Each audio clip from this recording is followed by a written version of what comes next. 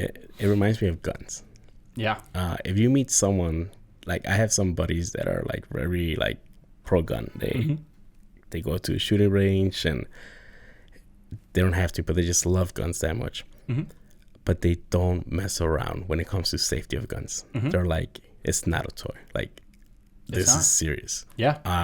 And I'm always surprised by that. I'm like, people have such bad understanding of what these things are that they go with whatever people tell them to go with. Like, you know, if you see someone with tattoos, oh, that's a bad person. Or if you like see someone smoking pot outside, oh, that's a bad person. Oh, he's probably a loser. Yeah, he's a loser, total loser. And it's like, how can you make that assumption about this person? Like, he's not doing anything wrong, you know? Like, yeah, he's just standing there. Yeah, but he's got tattoos on, so he looks sketchy. Yeah. Or like smoking pot. I'm like, okay, like it bothers you, so walk across the other street. You know, like be smart. Like if you don't want to be associated, if you don't want to be seen around this individual, just walk across the street. But yeah, I'm always surprised by that. Like just people they always overreact. They let their emotions get the best of them when it comes to tough topics like guns, psychedelics, type of deal. And it's because in our systems, school, business, whatever, everyone's afraid of getting sued. So they err on the side of like, how do I not get sued? Yeah. No, for real. And so then they're overly harsh. So then like in school, we have zero tolerance policies, which are insane. Somebody assaults, one student assaults another student. The student who fought back is also in trouble, even though the other student assaulted them. That's tough. That's insane. And then you have other things like in like a job or a business or something like that. They need to protect workers, and that's fair. You do want to protect workers. You definitely don't want sexual harassment. You don't want any of those things, like 100% with that. But then there are some rules that are just like insane because of those same type of things that they just go a little too far on the rule. Yeah. And that like makes me kind of brings up back to El Salvador, right? Like the Iron Fist rule. We make as a society a lot of decisions, a lot of laws based on emotion. Rather than facts.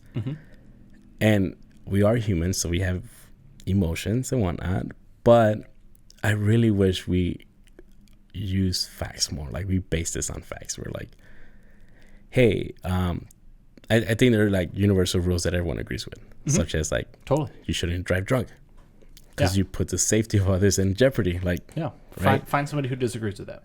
No one.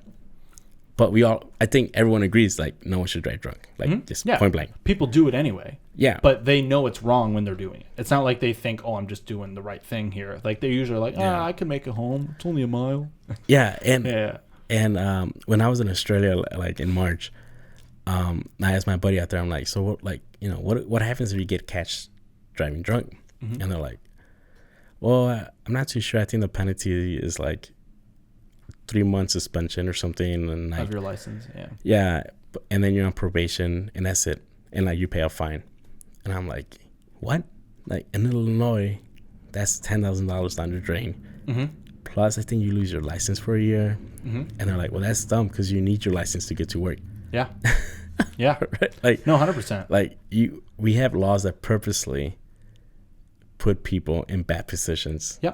To then go break the law more. Yeah, and it's just I'm just like, Gary talked about that on the podcast. He talked about how he had to just keep burning money because he had to keep driving without the license because he had to get somewhere. You know? And it's like, you're going to take away somebody's form of transportation and then not give them an option to get out of it. Or like to spend that same amount of money on like an Uber. It's like, why did I buy the car then? You know? Like you get to that point where it's like, I can't even do that. So what are you supposed to do? We're putting people in situations. Basically asking them to break more laws because of one mistake that they made, and then we like compound it. And world's largest penal colony. I'm also like, you know, we are like very like we have to punish you, or else we have to set an example of you. And I get it. Like some things do call for that, but some mistakes that just don't call for that. And for an example, would be like if you get caught, you know, like as a teenager drinking beer. Like that can be a big thing in your college application. And it's like, well, that was one night that you made a mistake. and your brain's not fully developed. Yeah. And you gave into like peer pressure. You gave into like that person you really liked, and that person was like, hey, have a beer, and you're like, well, I like you, so I'm gonna do it. You know, like just different things. But then we punish that individual forever. That's tough, man.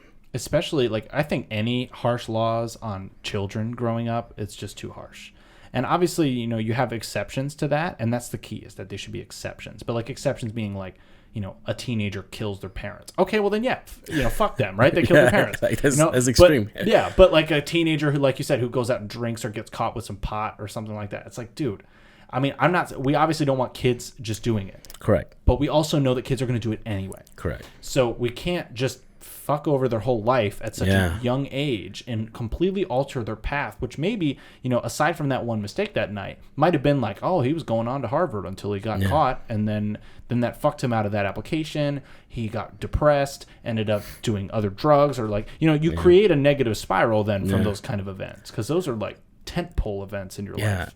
And even on that note, I think that, you know, growing up, you're told like mental health is like, oh, not mental health, but like mental illness is not a thing. Like if you cry because you're sad, that's bad. Like you shouldn't cry because you're a guy.